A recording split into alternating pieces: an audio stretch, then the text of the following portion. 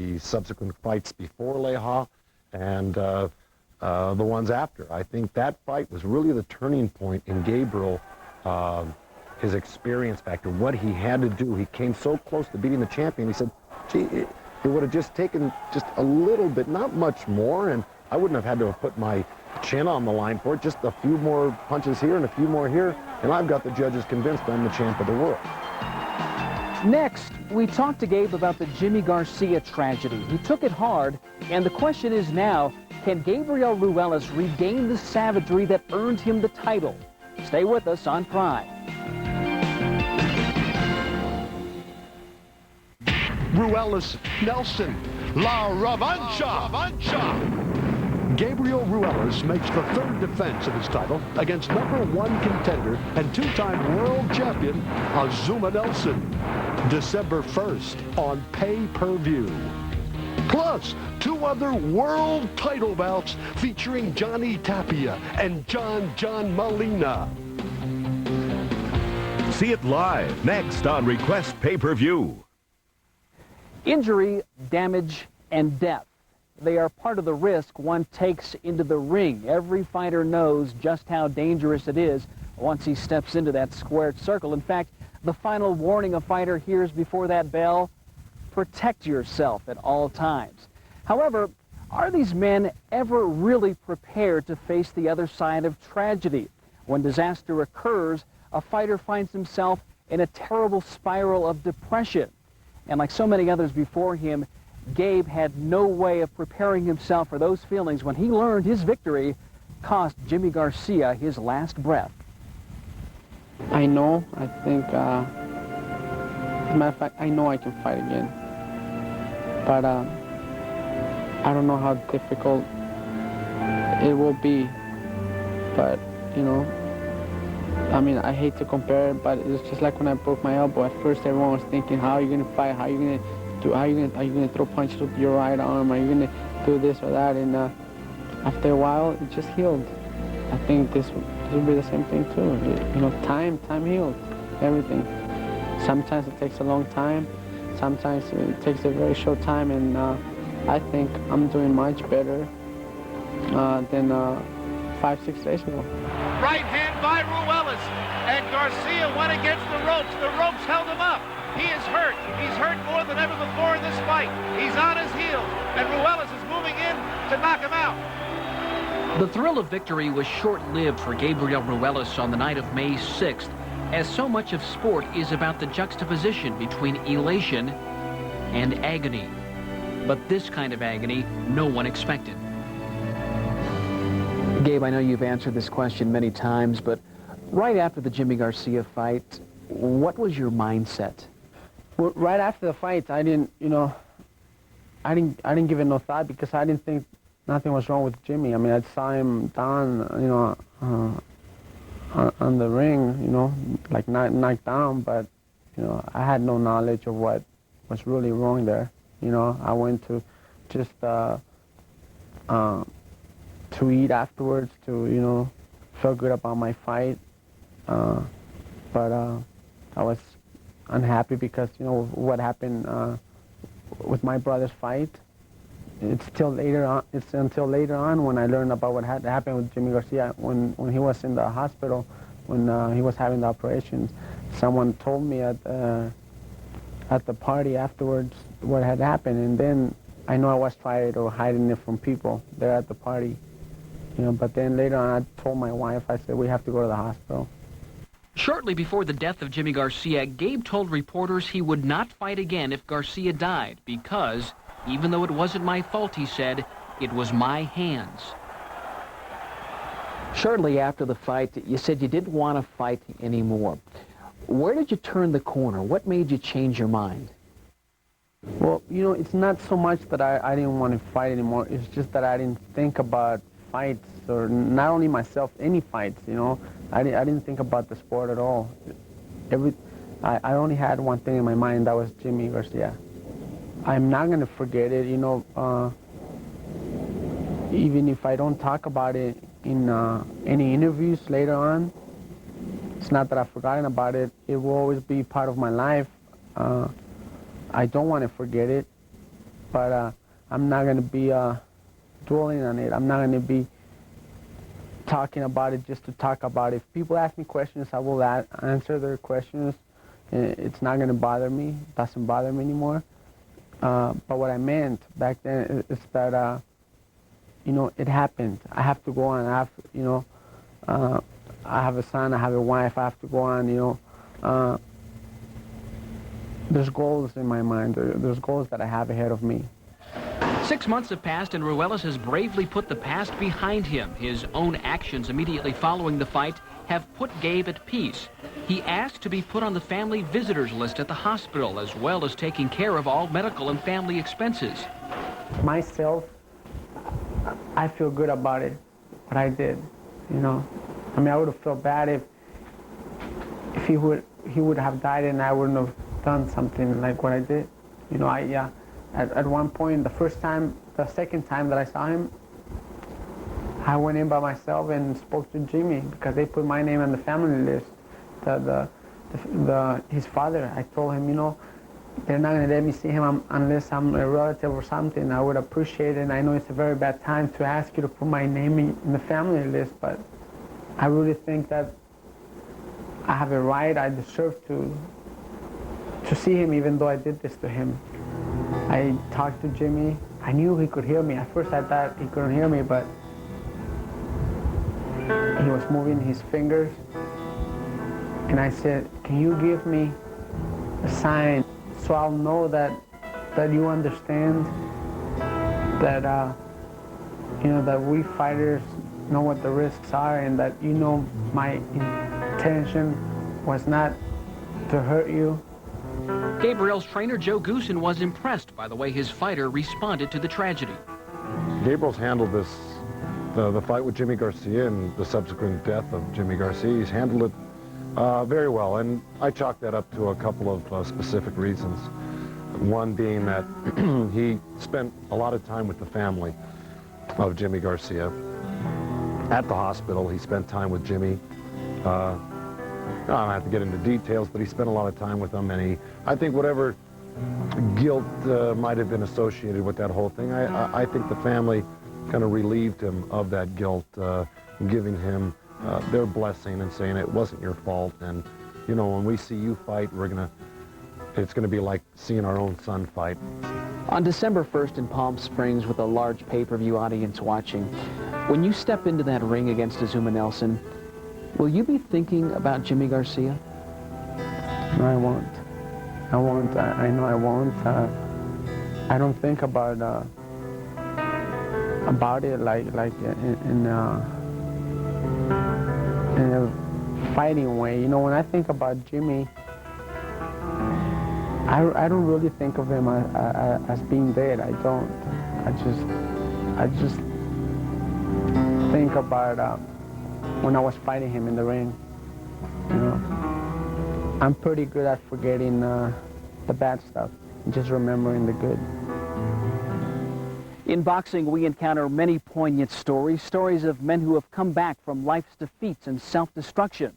There are more of these comeback stories on this great fight card. When we come back, a look at the scrappy lighter weight fighters and one huge butterbean.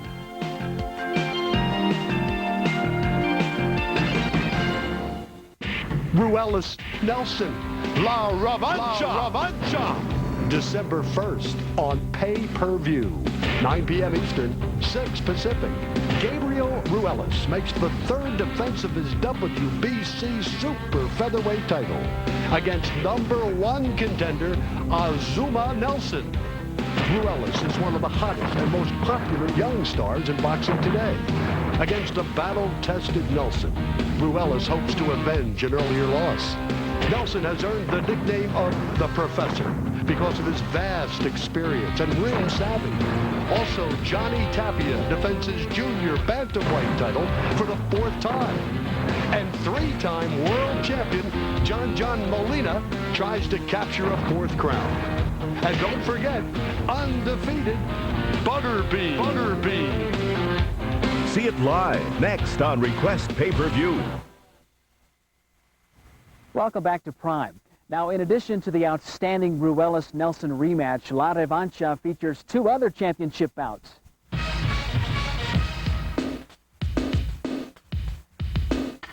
Johnny Tapia, 31-0, 18 knockouts. He is a brawler, street tough and street wise. Johnny Tapia wants to be known for his accomplishments in the ring, but he is dogged by a troubled past outside of it. Drug and personal problems once derailed his journey to the top. I got the monkey off my back, and now I'm going into a fight with no problems at all, and now the fighters better really watch out because they never see me at my best. I've always fought with the law. I've always fought with all kinds of violence that's happened to me.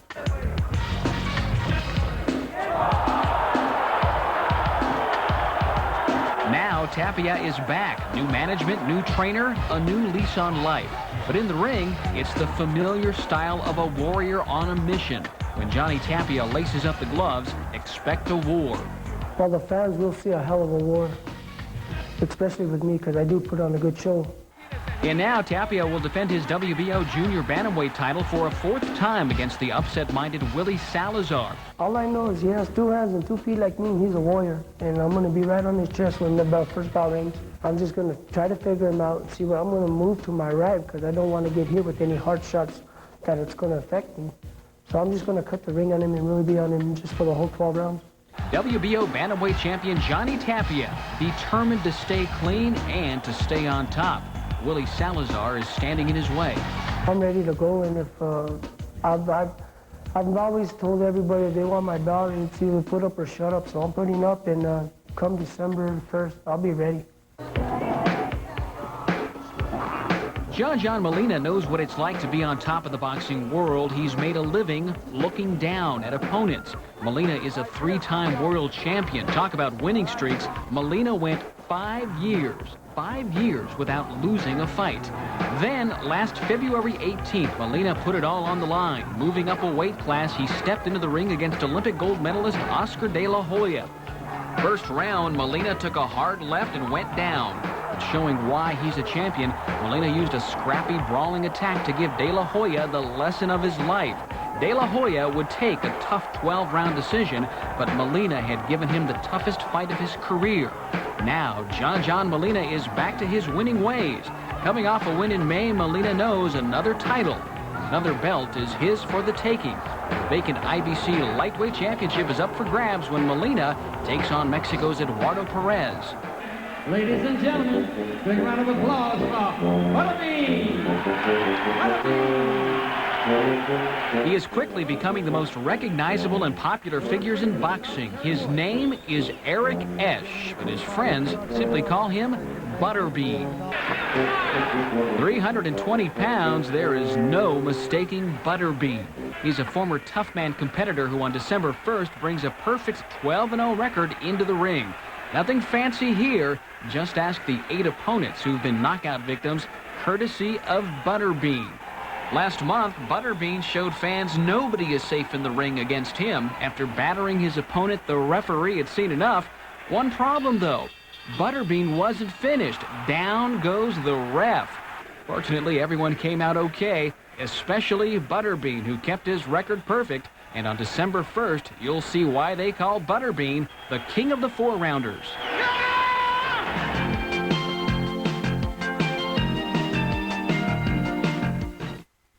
Ruelas, Nelson, La Revancha.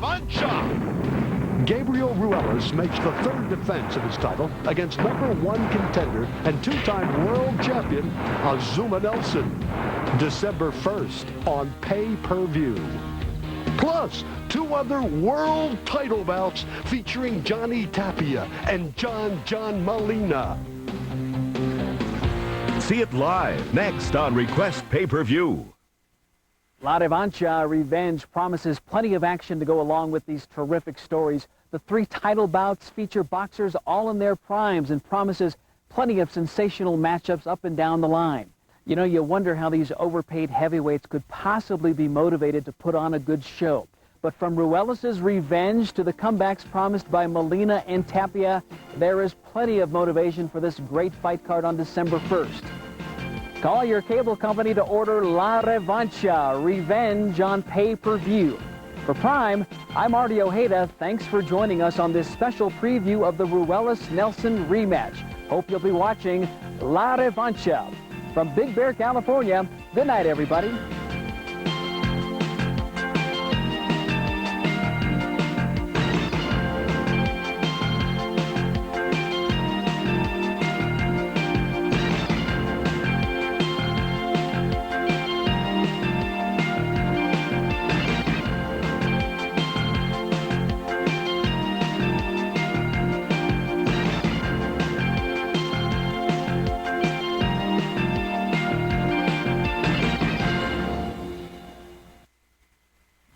Ruelas, Nelson, La Revancha. December 1st on pay-per-view.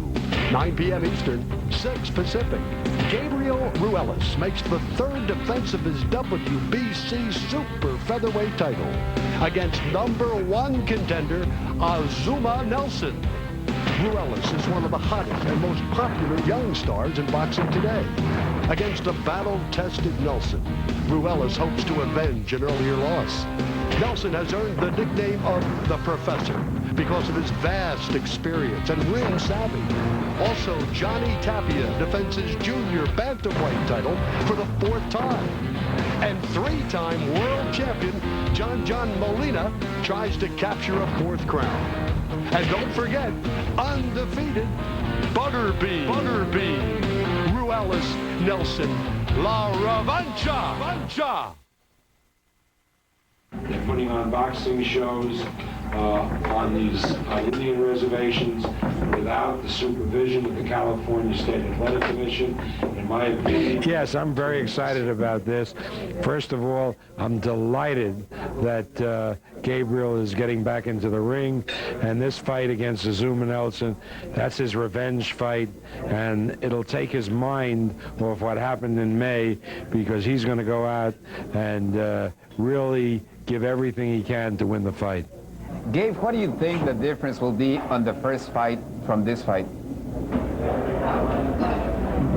Not that big of a difference, you know, just I'm going to fight him the same way, but this time I'm going to throw a lot more punches than I did in my last fight. And the last time it was lack of experience. I didn't have the experience that I have now. And the experience that I have now, which is something that I learned during the fight, to what made me a champion, and that's what's going to get me on top this fight. The roles have reversed now. He's the #1 challenger. You are the champ. Is that going to give you more confidence coming into the fight? I'm the champion, but I'm going to go in as the challenger. I'm going to go after him, you know, which is something that I really didn't do the last time. The last time I was just boxing him, making him miss shots, and I was making him look bad, but I wasn't making him pay for his mistakes, which is something that I'm going to do this time. But it's my opinion that Gabriel has become so strong and so good at this point in his career that he is going to not only defeat Azumah Nelson, but he'll defeat him within the distance. I think Azumah will survive on guile and savvy and the wisdom that he has in the ring. But unlike their first fight, when that was too much for Gabriel to overcome, I believe Gabriel is going to be much too much for him this time, and I suspect that Ruelas will defeat Azumah Nelson somewhere between rounds 8 and 10. Ruelas, Nelson, La Revancha.